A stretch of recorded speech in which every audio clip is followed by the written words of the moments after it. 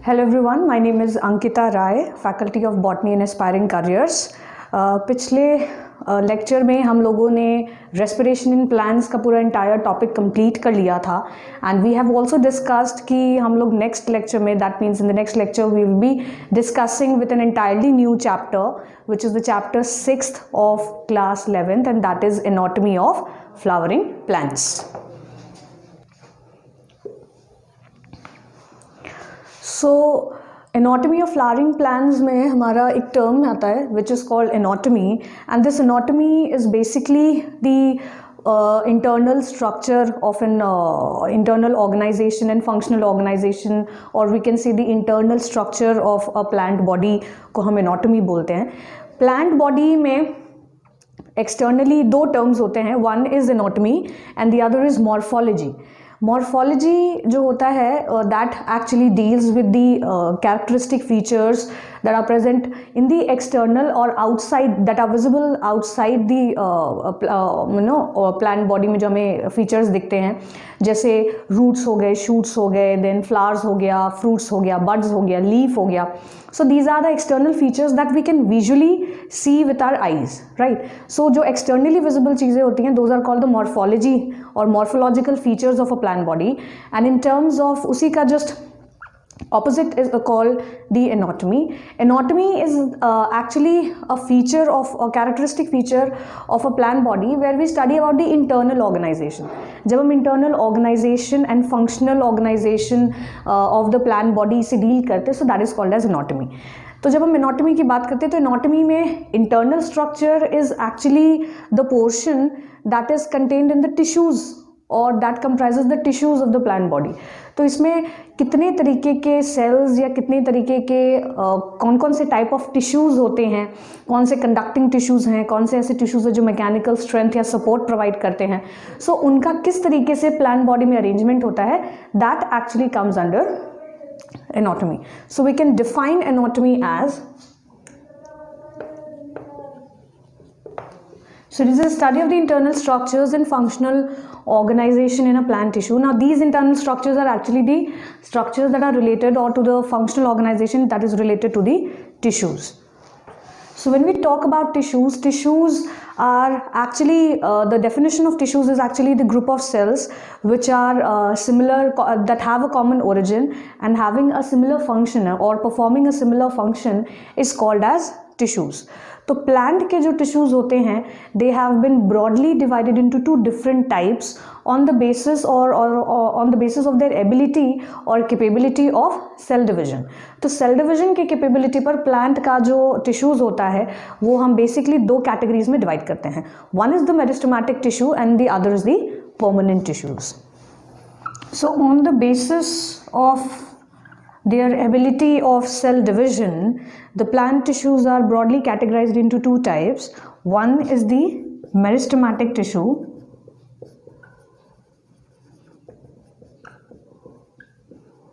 and the other is the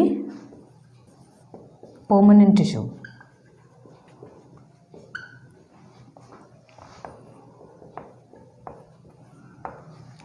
So one by one we'll be dealing with the different categories of meristematic tissues as well and the permanent tissues as well.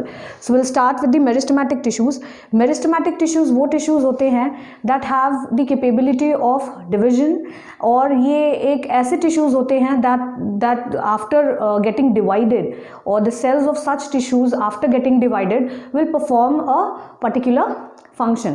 So such tissues that have an ability of or capability of cell division, that have an ability of performing cell division is called meristematic tissues. Now such tissues, such meristematic tissues, ये actually present होते हैं certain portions of the plant body में, ठीक है. Now those portions of the plant body they are actually called meristem.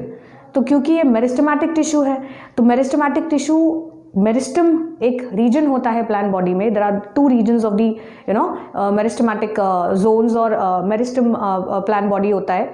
तो उस reason, उस zone में एंड उस रीजन्स में these tissues are found and वो पोर्शंस जो होते हैं those are called meristem.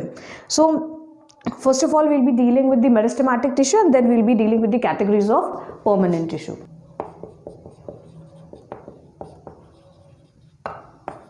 So such tissues, such meristematic tissues, they are present on specialized regions of plant body which are called meristems.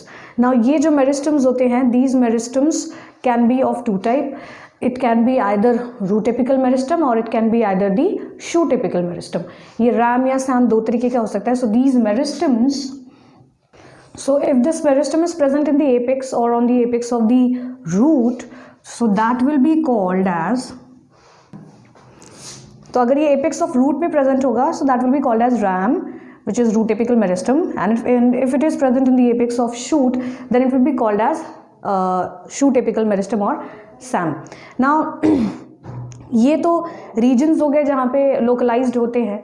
Now जब हम types of apical meristem की बात करते हैं, so या types of meristems की बात करते हैं, so types of meristems भी तीन तरीके का होता है.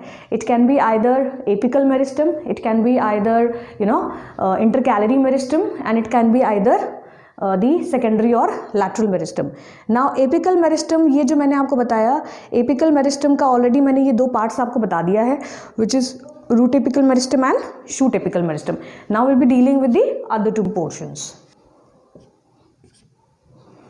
Now intercalary meristem is the meristem that particularly occurs between the mature tissues of plant body. तो ये mature tissues जो होते हैं plant body के, उनमें आकर करता है. I'll be here diagrammatically मैं एक figure बना दूंगी, तो उससे आपको पता चल जाएगा कि कौन कौन से portions पे कौन से meristems present होते हैं. तो ये basically mature tissues of plant body के बीच में पाए जाते हैं. ठीक है, जैसे फॉर एग्जाम्पल अगर हम इंटरकैलरी मेरिस्टम का एग्जाम्पल लें, तो इसका एग्जाम्पल वो हो जाएगा कि जो ग्रासेस वगैरह होते हैं, grasses they have a very good regenerating power. वो रीजेनरेट करते हैं once they are grazed by herbivores. तो जब हर्बीवोर्स ग्रासेस को ग्रेज करते हैं, तो जो ग्रासेस में रीजेनरेशन होता है, that is because of the presence of this meristem. इसी मेरिस्टम की वजह से जो ग्रासेस में रीजेनरेशन होता है, that is because of this meristem. क्योंकि वो जो इंटरकैलरी मेरिस्टम्स होती है, once the grasses they are grazed by herbivores ना, तो उस केस में जो इंटरकैलरी मेरिस्टम्स होते हैं, some portions of the intercalary meristems they are left behind, वो कुछ छूट जाते हैं. And these meristems are ultimately responsible for giving rise to new forms और न्यू टाइप्स ऑफ ग्रासेस. तो इसका एग्जाम्पल ये हो जाएगा. सो सेकेंडरी और लैटरल मेरिस्टम जो होता है, ये थर्ड मेरिस्टम है which is particularly found or that particularly occurs in the mature tissues. And अगर हम इसमें एग्जाम्पल देखें तो जो वुडी टिश्यूज़ होते हैं, देयर इज़ इंक्रीज जो उनका जिनका लेंथ जो वुडी टिश्यूज़ होते हैं, जो वुडी ट्रंक हमें दिखता है, वो वुडी ट्रंक इज़ एक्चुअली उनका जो विड्थ इंक्रीज होता है, that increase in the width of the woody trunk और woody plant body is because of such meristem which is secondary और लैटरल मेरिस्टम. तो ये वो मेरिस्टम है with that particularly occurs in the woody axis, woody axis में पाया जाता है. एंड दिस इसमें अगर हम तीनों में देखें तो इसमें this apical meristem and intercalary meristem, both of these meristems they are called primary meristems. So intercalary as well as apical meristms, these both meristms are called primary meristms because they are responsible for contributing primary plant body. ये primary plant body को के formation को contribute करते हैं and are actually responsible for increase in the length of a plant body. तो ये meristem, apical meristem and intercalary meristem, they contribute in increase in the length of a plant body, while secondary और lateral meristem जो होता है, ये secondary growth of the plant body के लिए responsible होता है. And that secondary growth of the plant body is actually in terms of increase in width of the plant body. तो उसकी चौड़ाई बढ़ती है. So that increase in width of the plant body is actually contributed by such meristems. इसके तीन examples भी होते हैं सेकेंडरी और लैटरल मेरिस्टम्स के. एंड दो three examples are fascicular vascular cambium, interfascicular cambium and then cork cambium. तो ये फेसिकुलर वैस्कुलर कैम्बियम या इंटरफेसिकुलर कैम्बियम या कॉर्क कैम्बियम क्या है, we will be discussing this part in the secondary growth topic. जब हम secondary growth का topic deal करेंगे तो उसमें हम ये डिस्कस करेंगे पूरा डिटेल में कि एग्जैक्टली ये क्या होते हैं और किस तरीके से ये कंट्रीब्यूट करते हैं फॉर्मेशन को. सो फॉर नाउ इसके जो तीन एग्जांपल्स हो जाएंगे दैट विल बी, सो इसके तीन एग्जांपल्स ये हो जाएंगे.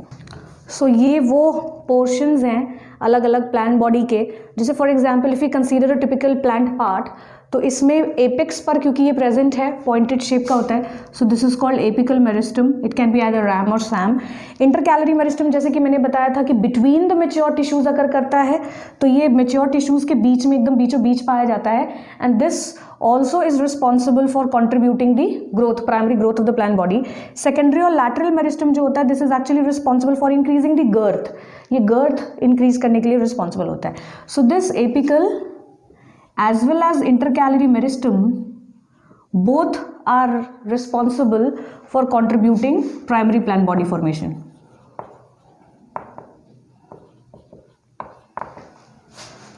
So जो apical and intercalary था that was called primary meristem and responsible for contributing or forming primary plant body. And ये दोनों के दोनों मेरिस्टम जो होते हैं ये लेंथ ऑफ प्लांट बॉडी को इंक्रीज कराते हैं. On the other hand secondary और lateral meristem is actually responsible for forming और contributing secondary growth in a plant body and it increases the width of a plant body. तो ये पूरा जो था ये मेरिस्टम्स के बारे में था. एंड इसमें एक टर्म और आता है which is called axillary bud. Right. So axillary bud जो है वो एक्सिलरी बड एक तरीके का जब हमारा सैम का फॉर्मेशन होता है, so during the formation of leaves and elongation of stem, जब लीव बनना शुरू होता है और जब सैम ये शूट का एलोंगेशन होता है या स्टेम का एलोंगेशन होता है, देन इन दैट केस उस केस में क्या होता है ना कि सैम के जो कुछ पोर्शंस होते हैं, like for example if we consider this part, like अगर हम इसको सैम कंसीडर कर ले तो इस पार्ट के कुछ पोर्शंस जो होते हैं ना, like for example some of the portions of ear they are left behind. So some of the cells of the SAM they are left behind and such cells actually contributes in the axillary bud. वो axillary bud को contribute कराते हैं and these buds are actually responsible for ये buds जो होते हैं ये axil of leaf में arise कराते हैं and these are ultimately responsible for forming new leaves और न्यू स्टेम्स ये बनाते हैं. तो वो एक टर्म था. हाउएवर दिस ये जो मैंने मेरिस्टम के बारे में बताया ये this was the entire detail of the meristematic tissue. ये 3 मेरिस्टमैटिक टिश्यूज या 3 मेरिस्टम्स के बारे में था, एपिकल, इंटरकैलरी और सेकेंडरी और लैटरल मेरिस्टम. इसके बाद जो हम लोग डील करेंगे that will be of primary ये परमानेंट टिश्यूज़.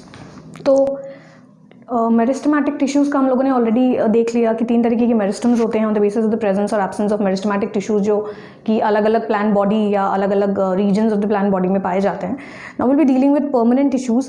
परमानेंट टिश्यूज़ वो टिश्यूज़ होते हैं, देखिए होता क्या है कि जब मेरिस्टमैटिक टिश्यूज़ केपेबल होते हैं डिवीजन के एंड वो डिवाइड करके जब एक सर्टेन स्टेज बनाते हैं, एक सर्टेन टिश्यूज़ बनाते हैं which are capable of performing a specific function.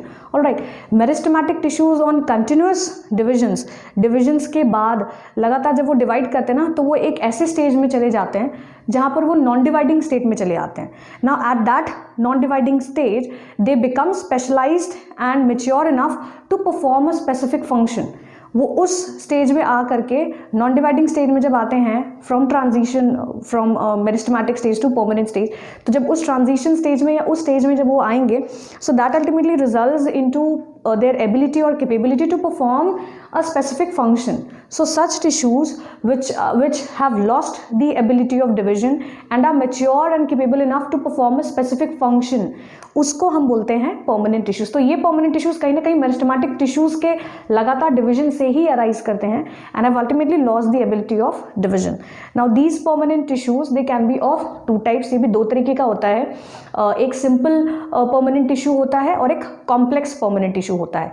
Simple permanent tissue जो होता है वो सिर्फ एक तरीके के सेल्स का बना होता है. It is made up of only 1 type of cells. कितने ऑन द एंड ये जो डिविजन्स किया गया है सिंपल एंड कॉम्प्लेक्स को ये actually on the basis of number of cells पे किया गया है, कितने टाइप्स ऑफ सेल्स पाए जाते हैं. So it can be either simple permanent tissue और it can be either complex permanent tissue. तो सिंपल परमानेंट टिश्यू वो टिश्यू होता है जो कि सिर्फ एक तरीके के सेल्स का बना होता है एंड कॉम्प्लेक्स परमानेंट टिश्यू जो होते हैं वो more than 1 type of cells के बने होते हैं. सो ये परमानेंट टिश्यूज़ का एक छोटा सा इंट्रोडक्शन था. That means tissues which have lost the ability of cell division and mature enough to perform specific function. And दो तरीके का होता है on the basis of the type of cells being found in them, simple permanent tissue and complex permanent tissue. Simple permanent tissues are made up of only one type of cells, ये सिर्फ एक तरीके के cells का बना होता है, and complex permanent tissues जो होते हैं these are made up of more than one type of cells. So the detail of simple permanent tissues and complex permanent tissues we'll be discussing it in the next lecture. हम लोग next lecture में simple permanent tissues के type को पढ़ेंगे कि कितने type of simple permanent tissues होते हैं, उनका function क्या है, उनका nature क्या है, उनका characteristic feature क्या है. So that's all for today. Thank you.